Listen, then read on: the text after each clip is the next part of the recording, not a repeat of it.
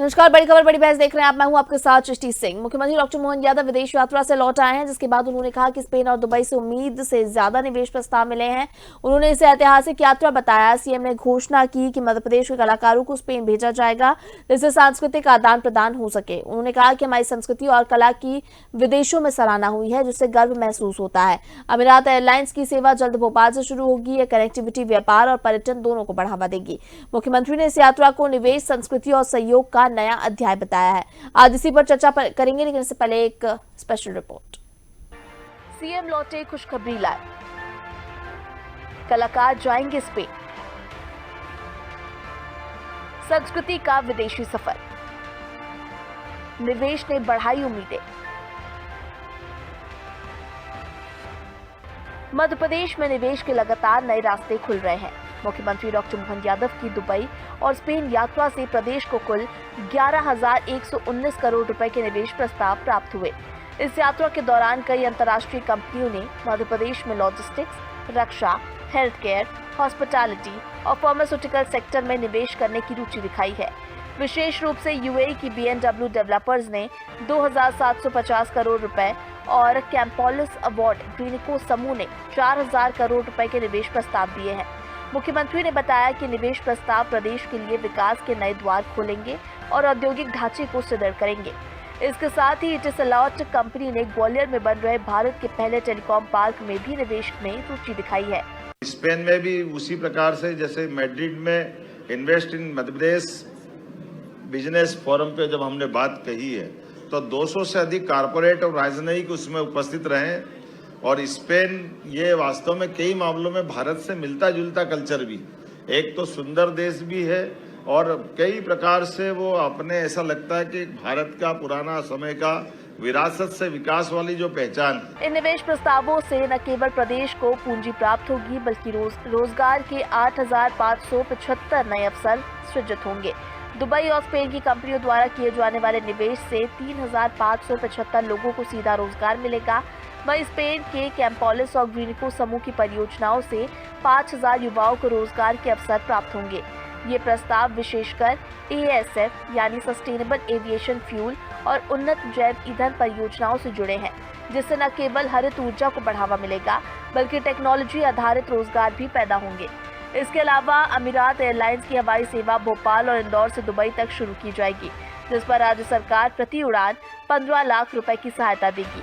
ये सेवा पर्यटन और व्यापार दोनों के क्षेत्रों में विकास को गति देगी। स्पेन के फिल्म आयोग के माध्यम से भी अंतर्राष्ट्रीय फिल्म को प्रोडक्शन के लिए MOU उसके साथ किया गया है। स्पेनिश निर्माता मध्य प्रदेश में भी फिल्म निर्माण करेंगे। भारत के राजदूत श्री दिनेश पटनायक जी ने स्पेन विदेश मंत्रालय के उप महानिदेशक एमिलियो वेनीवेज से भी मुलाकात कराई और शिक्षा, संस्कृति और निवेश के मामले में विस्तार से उनसे बात की। मुख्यमंत्री डॉक्टर मोहन यादव ने इस यात्रा को अब तक की सबसे सफल विदेशी यात्रा बताया। उन्होंने कहा कि ये दौरा न केवल निवेश के लिहाज से महत्वपूर्ण रहा, बल्कि इसने प्रदेश को वैश्विक मानचित्र पर एक नए आयाम के रूप में प्रस्तुत किया।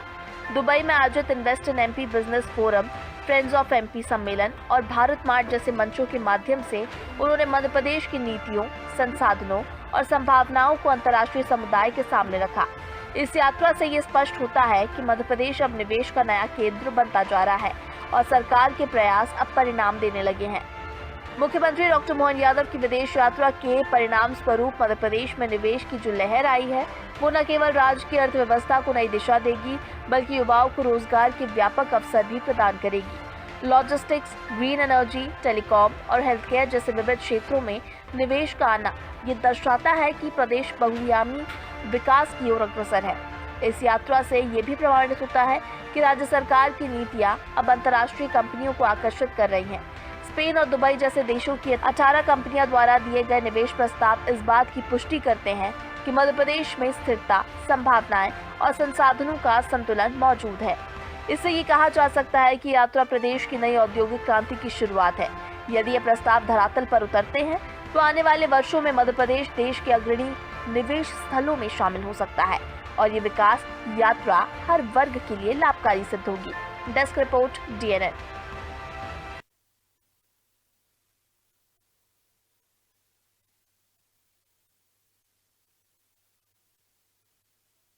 हमारे साथ गेस्ट जुड़ गए, एक बार उनसे आपको परिचय करा देते हैं। बीजेपी से हमारे साथ वानी अहलुवालिया जी जुड़ी हुई हैं, कांग्रेस से हमारे साथ अंबिका शर्मा जुड़े हुए हैं, वहीं हमारे साथ वरिष्ठ पत्रकार भानु चौबे जुड़े हुए हैं। आप तीनों को बहुत स्वागत है चर्चा में।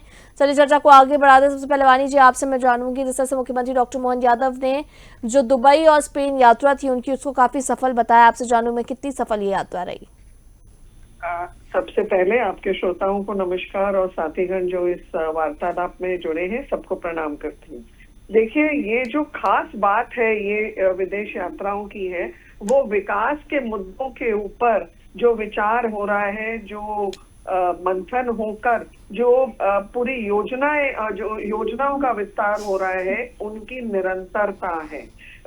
हमारे यशस्वी मुख्यमंत्री निरंतर ऐसे प्रयासों से सफलतापूर्वक निवेश के प्रस्ताव ला रहे हैं। पहले उन्होंने इसको रीजनल स्तर पर किया, फिर उन्होंने जो मेट्रोपॉलिटन सिटीज हैं, मुंबई, कोयम्बतूर, कोलकाता, बैंगलोर, यहाँ इनके माध्यम से किया, और तीसरा जो माध्यम था वो अंतर्राष्ट्रीय स्तर पर। हमारा जो सोच है वो और जो प्रयास है, मध्य प्रदेश को केवल एक मैन्युफैक्चरिंग हब नहीं बनाना है, यहाँ पर जो रॉ मटेरियल्स उपलब्ध हैं, हम जानते हैं कि मिनरल रिच ये प्रदेश है, यहाँ पर हमारे जो खनिज के जो वस्तु है उनकी मात्रा बहुत अच्छी है। पानी, बिजली, सड़क और लैंड यूज की जो व्यवस्था है वो अच्छी है। इन सब को मद्देनजर देखते हुए हम फिनिश्ड प्रोडक्ट मध्य भारत यानी भारत के दिल के क्षेत्र से हम बाहर भेजने की ये योजनाओं का विस्तार कर रहे हैं। हम ये सुनिश्चित कर रहे हैं कि स्किल के आधार पर जो हाईटेक इंडस्ट्रीज हैं, ग्रीन इंडस्ट्रीज हैं, सोलर बेस्ड इंडस्ट्रीज हैं, ग्रीन फ्यूल को लेकर, टेक्सटाइल को लेकर, एग्रो बेस्ड फिनिश्ड प्रोडक्ट्स को लेकर, और अब ये जो विशेष रूप से दो चीजों के बारे में जरूर उल्लेख करूंगी। स्पेन से फिल्म इंडस्ट्री का एक नाता जुड़ने जा रहा है मध्य प्रदेश से। हम जानते हैं पर्यटन के बहुत अच्छे स्थान है, एक भेड़ाघाट एक बहुत अच्छा उदाहरण है, तो इनका उपयोग हो सकता है शूटिंग के लिए। दूसरा, संस्कृति में जैसे हमारी विचारधारा है वैसे ही स्पेन की भी आधारशिला उनकी संस्कृति से आधारित है, तो ये एक दूसरा माध्यम हो जाता है। तीसरा, जो हम हाई टेक्नोलॉजी एरियाज में निवेश का आमंत्रण दे रहे हैं और वहां से रुझान आ रहे हैं, तो इससे भी बहुत रोजगार भी होंगे, अर्थव्यवस्था भी बढ़ेगी और हम नए आयाम हासिल कर सकते हैं। मध्य प्रदेश सरकार ने यातायात की व्यवस्था में एयरपोर्ट्स और रेलवेज का जो विस्तार हुआ है, जो एयरपोर्ट्स की कनेक्टिव विस्तार हुआ है, आते हुए इंदौर और दुबई से हो, एमिरेट से ऐसा बातचीत करके आए हमारे माननीय मुख्यमंत्री। तो ये जब हम इंटरनेशनल कनेक्टिविटी पर ध्यान देंगे, हम हमारे भविष्य का लक्ष्य रखते हुए विकसित मध्य प्रदेश का लक्ष्य बना रहे हैं, तो निश्चित रूप से सफलता हमें मिलनी है। यहाँ पर रोजगार भी स्थापित होंगे। जीडीपी में आज हम 8.2 का योगदान कर रहे हैं पूरे देश की जीडीपी में, इसमें भी विस्तार होगा। और हम डेटा सेंटर्स हो, हम चाहे उद्योग की स्थापना हो, कपास की हो, रेडीमेड की हो, फिल्म निर्माताओं का यहाँ रुझान हो, हमने हर क्षेत्र में एक ऐसा आयाम हासिल करने का निर्धारित किया है जिससे कि मध्य प्रदेश एक औद्योगिक प्रदेश के रूप में, एक विकसित प्रदेश के रूप में, एक अग्रणी प्रदेश के रूप में स्थापित होगा। बिल्कुल, जो हमने आपसे तमाम चीजों के बारे में जाना वानी जी, अब हमारे साथ कांग्रेस के प्रवक्ता जुड़े हुए अंबिका शर्मा। अंबिका जी, आपसे जान लेते हैं कि जिस तरह से वानी जी ने बताया कि मुख्यमंत्री डॉक्टर मोहन यादव का जो ये दुबई और स्पेन का दौरा था कितना सफल रहा है और कितना अच्छा खासा निवेश वहां से वो लेकर लौटे हैं, और आगे की जो उनकी रणनीति उसके बारे में भी वानी जी ने बताया है। सारी चीजें आपने सुना ही है, क्या कहेंगे इस पर? रश्मि जी, मैंने वाणी जी को बहुत शिद्दत से सुना है। मैं केवल ये निवेदन करना चाहता हूँ कि ये लोग सरकार में 23 साल से बैठे हुए हैं, 22-23 साल हो गए, और तब से लेके अब तक ये तमाम औद्योगिक के संबंध में अपनी इन्वेस्टर समिति कर रहे हैं। ग्लोबल इन्वेस्टर समिट कर रहे हैं और विदेशों में भी जाके उद्योगपतियों से बात कर रहे हैं। वाणी जी अभी कह रही थी कि हमने पहले रीजनल स्तर पर किया, इसके बाद महानगरों में किया और अब हम विदेश में जाकर ये सब प्रयास कर रहे हैं। तो 22 साल से प्रयास कर रहे हैं, परिणाम नहीं दिखाई दे रहे हैं। हम लोग एक तो कह रहे हैं, उनसे निवेदन कर रहे हैं, विनम्रता पूर्वक सरकार से अनुरोध कर रहे हैं कि कुछ परिणाम तो दिखाई दें, परिणाम दिखाई नहीं देते हैं। और मैं तो बार बार डिबेट में कहता हूं कि श्वेत पत्र आप जारी करिए कि आप कितने आप इन्वेस्टर समिट कर चुके हैं, पैसा पब्लिक का कितना खर्च हुआ है, इस पर कितने MOU पर हस्ताक्षर हुए हैं, कितना माने लोगों ने आश्वासन दिया था उद्योगपतियों ने और कितना उन्होंने निवेश किया है। हमारा शानदार प्रदेश है, अयस्कों की कमी नहीं है, खनिज अयस्क इतने हैं कि हमारा यहाँ भंडार है, जमीन की उपलब्धता भी बहुत अधिक है, जमीन भी आसानी से उद्योगपतियों को मिल जाती है। पर्यटन के क्षेत्र में भी हमारी एक समृद्ध विरासत है, संस्कृति के क्षेत्र में भी हम सबसे आगे हैं। लेकिन इसके बावजूद भी सरकार ये सब इस प्रदेश को संभाल क्यों नहीं पा रही, सजा क्यों नहीं पा रही, दुर्दशा क्यों करने पर उतारू है। केवल और केवल जुमलेबाजी, केवल और केवल बार बार हम यही सुनते रहते हैं कि अब ये होगा, ये होगा, ये होगा। अरे ये तो बताओ कि ये हो चुका है। आप श्वेत पत्र लाइए, आप आंकड़े बताइए जनता को। ये जनता को इतना बेवकूफ समझ रहे हैं आप लोग क्या? आप लोग क्लीन हैंड के साथ पब्लिक डिबेट में आइए, पब्लिक के बीच में जाइए और बताइए कि सरकार ने प्रयास किए थे, इसके परिणाम हैं। आप हमेशा अपने प्रयासों को उपलब्धि बताते हो, ये भी आपका अहंकार है सत्ता का। हम लोग कभी उपलब्धि नहीं बताते थे, हम लोग विनम्रता से कहते थे कि हम जनता की सेवा कर रहे हैं। आप लोग केवल विदेश यात्रा करके आते हो। हाँ, इस क्षेत्र में जरूर नाम आएगा माननीय मुख्यमंत्री जी का कि ये आजादी के बाद से अब तक के जितने भी मुख्यमंत्री हुए हैं, सबसे ज्यादा विदेश यात्राएं करने वाले मुख्यमंत्री साबित होंगे। अगर ये 5 साल अपने पूरे करते हैं तो इतनी संभावनाएं इनकी विदेश यात्रा की हैं और अच्छी बात है, करेंगे। उनके लिए निजी सुखद अनुभूति की बात हो सकती, लेकिन कुछ ठोस परिणाम हो जाए, जमीनी हकीकत सामने आ जाए, कुछ रोजगार मिले लोगों को, किसानों को लाभ मिले, प्रदेश की जनता को लाभ मिले, उद्योगपति भी लाभ कमा के जाए, ऐसा नहीं है। लेकिन औद्योगिक क्षेत्र हमारा प्रदेश बन जाए, ये हम सब लोग कल्पना करते हैं, कुछ परिणाम तो दिखे, लेकिन परिणाम दिखते नहीं है। जी जी ठीक है, हमने दोनों तरफ की बातों को सुना, हमने पक्ष को सुना, विपक्ष को सुना। हमारे साथ वरिष्ठ पत्रकार भानु जी जुड़े हुए हैं, उनसे समझेंगे हम। भानु जी, आपसे मैं जानना चाहूंगी, जैसे भानु जी ने सारी खूबियों के बारे में बताया है और अंबिका जी ने सवाल उठाया है कि धरातल पर भी दिखाई देना चाहिए। आप कैसे देखते हैं मुख्यमंत्री डॉक्टर मोहन यादव की इस यात्रा को और जो निवेश लाने की वो बात कर रहे हैं कि जिस तरह से ज्यादा निवेश यहाँ पर आएगा मध्य प्रदेश की धरती पर, उसके लिए सफल इस यात्रा को बता रहे हैं। आपकी क्या राय है इस पर? सृष्टि, सबसे पहले मैं एक विश करना चाहूंगा कि मध्य प्रदेश सरकार निवेश लाने के, उद्योग लगाने के, रोजगार पैदा करने के जो प्रयास कर रही है, लगातार कर रही है, वो सफल हो, क्योंकि मैं प्रदेश का नागरिक हूँ और प्रदेश का भला चाहता हूँ। बिल्कुल। तो कोई भी प्रदेश सरकार अगर ऐसी कोशिश करती है तो मैं उसके लिए विश करना चाहता हूँ। दूसरी बात यथार्थ की है, निवेश प्रस्ताव लाना या स्वीकृति ले आना, बातचीत कराना, लेकिन उसके बाद जब आप न्योता दे आते हैं और वो न्योता स्वीकार करके जब आपके यहाँ आते हैं तो वो यहाँ की नौकरशाही की भूल भुलैया में भटक जाते हैं और उनको यहाँ के नियम कायदों में उलझन हो जाती है, उनको बहुत समय पर काम नहीं होते हैं और उसमें बहुत सारे लोग ऐसे हैं जो निराश होकर चले जाते हैं या वो अपना काम समय पे नहीं कर पाते हैं और वो लाभ की स्थिति नहीं आ पाती है।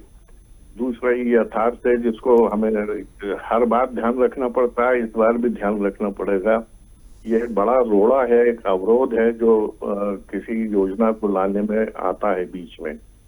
तीसरी बात यह है कि करीब 14,000 किलोमीटर दूर स्पेन से हमने उम्मीद की है कि निवेश आएंगे। आप देखिए, स्पेन भी एक संवैधानिक लोकतंत्र है, यूरोपीय देश है, मुस्लिम आबादी लाखों में है, जबकि हिंदू आबादी वहाँ कुछ हजार है, और फिर भी वहाँ पंचनिरपेक्षता के अनुसार काम होता है।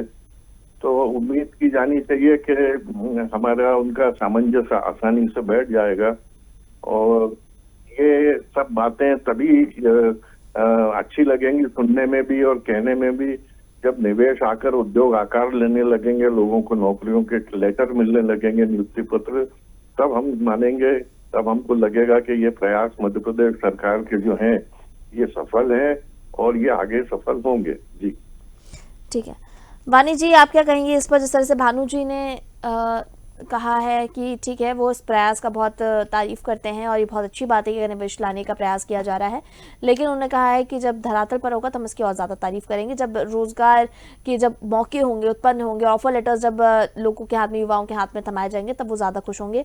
अंबिका जी को भी आपने सुना, तमाम तरह के सवाल उठाए, जवाब दे दीजिए।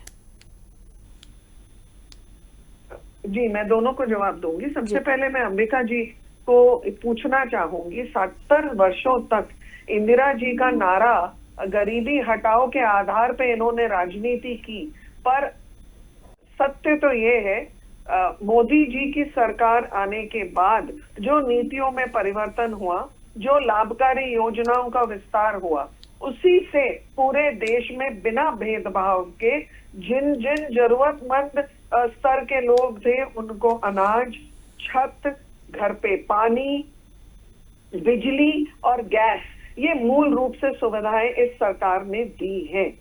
दूसरी बात, अंबिका जी, अगर 70 वर्ष में गरीबी हटाओ का नारा आप नहीं हटा पाए तो निश्चित रूप से इसका मतलब ये बनता है कि आप लोग विकास के मुद्दों पर बिल्कुल नाकाम रहे। अब अगर हमें योजनाबद्ध तरीके से उद्योग स्थापित करना है तो 24 घंटे के अंतर तो हो नहीं सकता, ये तो कोई भी व्यक्ति आपको बता देगा। साधारण से साधारण व्यक्ति के संज्ञान में ये बात आ सकती है। क्रमबद्ध तरीके से जब हम काम कर रहे हैं, निश्चित रूप से उसकी योजनाएं सफल होंगी, हमें उसके परिणाम भी वक्त आने पर मिलेंगे। पर मैं आपका ध्यान आकर्षित करना चाहती हूँ कि माननीय मुख्यमंत्री जी ने जो सुविधाओं का लाभ देने का जो पूरी योजना निकाली है, उसमें उन्होंने कितनी नीतियों में फेरबदल किया है, उनके कार्य में निरंतरता है, उन्होंने कार्य को सरल करने में, स्पष्ट करने में भी काफी संशोधन किए हैं। सिंगल विंडो ऑपरेशंस है, लेबर लॉज को उन्होंने रिफॉर्म किया है, लैंड यूज को भी रीडिफाइन किया है, जो औद्योगिक क्षेत्र में लैंड हमको मिलनी चाहिए उसका भी विस्तार हुआ है, बिजली, पानी, सड़क और लॉजिस्टिक व्यवस्था सुदृढ़ है हमारे प्रदेश में। जब हमको अनुकूल है ये सब चीजें, और एक बहुत बड़ी विशेषता मध्य प्रदेश की, यहाँ पर जो जीवन का स्तर है, कॉस्ट ऑफ लिविंग है, वो बहुत कम है बाकी की मेट्रोपॉलिटन सिटीज की अपेक्षा। अगर हम बॉम्बे, कर्नाटका में, हम बेंगलुरु, हम कोलकाता, इन बड़े शहरों की हम तुलना करें तो cost of setting up industry, यानी कि एक उद्योग का स्थापना करना, जो यहाँ पर लोगों को व्यवसाय मिलेगा, जो नौकरियां मिलेंगी, उनके लिए कॉस्ट ऑफ लिविंग, ये वो बहुत किफायत में है मध्य प्रदेश में। इसीलिए यहाँ पर रिटर्न ऑन इन्वेस्टमेंट भी बहुत अच्छी मिलेगी और ऐसा आकर्षण लोगों के लिए मुझे लगता है बहुत लुभावना है। और दुबई अलग में, सिर्फ दुबई में लगभग 44 लाख, 42 से 44 लाख लोग हैं जो भारतीय मूल के हैं, और उन्होंने दिलचस्पी दिखाई है। साथ में कुछ स्टार्टअप्स वाले ऐसे युवा हैं, एमएसएमई का जो काम कर रहे हैं, उन्होंने रुझान दिखाए हैं कि वे अपनी मातृभूमि, अपनी देवस्थलों में कुछ काम करना चाहते हैं, यहाँ पर योगदान करना चाहते हैं और कुछ करना चाहते हैं। ये एक बहुत वेलकम कदम है। और तीसरी चीज, आज हमारा प्रदेश नेशनल जीडीपी में 8.2% के लगभग योगदान कर रहा है, ये बढ़ते हुए हैं। तो निश्चित रूप से आगे के दिनों में हम और भी इसमें योगदान करेंगे, ऐसे बिल्कुल हम निश्चित रूप से समझ सकते हैं। ठीक है, अंबिका जी क्या कहेंगे वानी जी के जवाब के बाद? एक कमेंट दे दीजिए। देखिए बाड़ी जी अपनी बात कह रही हैं, लेकिन बाड़ी जी की जो भी बातें हैं वो बिल्कुल सत्यता से परे हैं। मेरा निवेदन ये है कि जिस दिन आप जो औद्योगिकरण की बात कर रही हैं, उद्योग में जिस दिन परिणति हो जाएगी, उद्योग जिस दिन दिखाई देने लगेंगे प्रदेश में, लोगों को रोजगार जिस दिन मिल जाएगा और वो साकार रूप लेंगे, तो हम क्या पब्लिक कहेगी कि हाँ उद्योगीकरण हुआ है, यहाँ पर लोगों ने निवेश किया है। आपके मुख्यमंत्री जी जाते हैं, न्योता दे आते हैं, सम्मानजनक तरीके से उनसे बात करते हैं। इधर आके आपकी नौकरशाही पर आपकी लगाम नहीं है, नौकरशाही आके वही वैसा उनसे व्यवहार करती है। उनको जब तरह तरह के अड़ंगे दिखाई देते हैं उद्योगपतियों को और विदेशी मेहमानों को, तो वो भाग खड़े होते हैं। ये तो दिक्कत है। आप इससे मूल जो कॉज है, जो एक मूल कारण है यहाँ पर औद्योगिकरण ना होने का, उस पर तो आप ध्यान देते नहीं है, केवल विपक्ष को कोसते रहते हैं। तो मेरा निवेदन ये है। दूसरा, वाणी जी ये कह रही थी कि गरीबी हटाओ कांग्रेस का नारा रहा, बिल्कुल निश्चित रूप से रहा, और कांग्रेस ने पूरे मन से पूरी शिद्दत से कोशिश की कि गरीब को भी मूल धारा में, विकास की मूल धारा में जोड़ने का अवसर मिले, और प्रयास भी हुए। लेकिन आपने तो गरीब को ही हटा दिया। हम लोग तो गरीबी हटाने की बात कर रहे थे, आपने तो गरीब को हटा दिया। आप और एक साफ जाहिर कर दिया कि आप गरीब के साथ खड़े हैं, पूंजीपतियों के साथ। हम सरकार में जैसे ही आए, यूपीए की सरकार आई, हमने सबसे पहले किसानों का कर्जा माफ किया। आप जैसे ही आए, आपने पूंजीपतियों का कर्जा माफ किया 14 लाख करोड़ रुपए। तो ये तो स्पष्ट है अपने आप में कि गरीबों के साथ कौन खड़ा है और पूंजीपतियों के साथ कौन खड़ा है। तो अच्छी बात है अगर आप इस क्षेत्र में, औद्योगिकरण के क्षेत्र में प्रयास कर रहे हो। भगवान करे आप पूरी ईमानदारी से प्रयास करें, और कुछ 100% में 10% भी अगर आपकी उपलब्धि हो जाए तो हम कहेंगे कि बहुत अच्छा रहा। चलो अच्छा तो रहा, कुछ तो हुआ। ठीक है, दोनों को सुना मैंने। भानु जी, मैं आपसे चाहूंगी कि दोनों की बातों को आप कंक्लूड कर एक फाइनल स्टेटमेंट दें, जिसके बाद हम चर्चा को विराम दें। देखिए, एक तरफ तो भविष्य को लेके निश्चित जवाब है।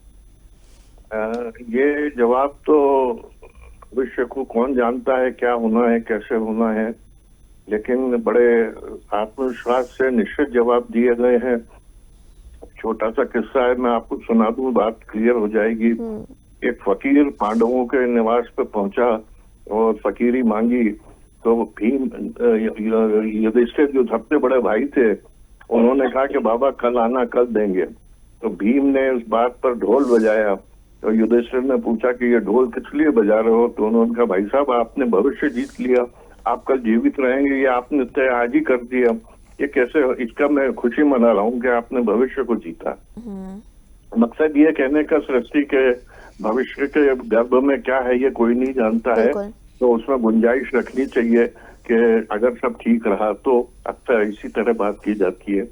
और दूसरी बात जो आरोपों की है, वो अगर इस एपिसोड में नहीं तो अगली एपिसोड में अगर आप ये तुलनात्मक अध्ययन कहीं से उपलब्ध करा दें हम लोगों को कि शिवराज सिंह सरकार ने जो प्रयास किए थे निवेश के, ग्लोबल समिट वगैरह की थी, उनमें क्या कमियां रह गई थी जिससे निवेश नहीं आया, और उन कमियों को इसमें दूर कर लिया गया तो निवेश आ जाएगा, तो शायद हमारी जानकारी और अच्छी हो जाएगी। जी बिल्कुल, इस बात से मैं बिल्कुल अग्री करती हूँ आपके से भानु जी, कि अगर सरकार के ही पुराने कार्यकाल का कंपैरिजन अगर इस कार्यकाल से किया जाए और उसके बाद जो डेटा निकाला जाए, उससे कम से कम ये पता चल सकता है कि जो कमियां आई थी उस पर सरकार फिलहाल काम कर रही है या नहीं। उससे उम्मीद कर सकती है जनता कि अगर इन कमियों पर काम किया गया है तो अच्छा खासा निवेश अब सच में धरातल पर दिखाई देगा। इसी के साथ इस चर्चा को यही विराम देंगे। हमारे सभी गेस्ट का हमारे साथ जुड़ने के लिए बहुत धन्यवाद। वाणी जी आपको बहुत धन्यवाद, अंबिका जी आपको बहुत धन्यवाद, भानु जी आपका भी बहुत धन्यवाद हमारे साथ जुड़ने के लिए। तो बिल्कुल जिस तरह से मुख्यमंत्री डॉक्टर मोहन यादव अपनी विदेश यात्रा के बाद लौट आए हैं, और जब मुख्यमंत्री डॉक्टर मोहन यादव से बात की तो उन्होंने कहा कि इस यात्रा को उन्होंने काफी सफल बताया। उन्होंने कहा है कि दुबई से, स्पेन से काफी अच्छा रिस्पांस मिला है, ज्यादा से ज्यादा निवेश लाने का प्रयास है। यानी जिस लक्ष्य के साथ मुख्यमंत्री डॉक्टर मोहन यादव गए थे दुबई और स्पेन, वो लक्ष्य कहीं ना कहीं पूरा हो चुका है। अब सबसे बड़ा जो सवाल है, जो कि जनता के मन में भी है, विपक्ष भी इसको लेकर सवाल उठा रहा है कि आखिर धरातल पर ये कब दिखाई देगा, और क्या सच में इतना अच्छा खासा अगर निवेश आया है तो युवाओं के लिए रोजगार के कितने मौके उत्पन्न होते हैं। ये सभी सवाल अभी फिलहाल भविष्य के घर में है, इनका जवाब भविष्य के घर में है, लेकिन नजरें सबकी टिकी हुई है। इसी के साथ बड़ी खबर बड़ी बहस में इतना ही। मुझे दीजिए इजाजत, आप देखते रहिए डीएनए। नमस्कार।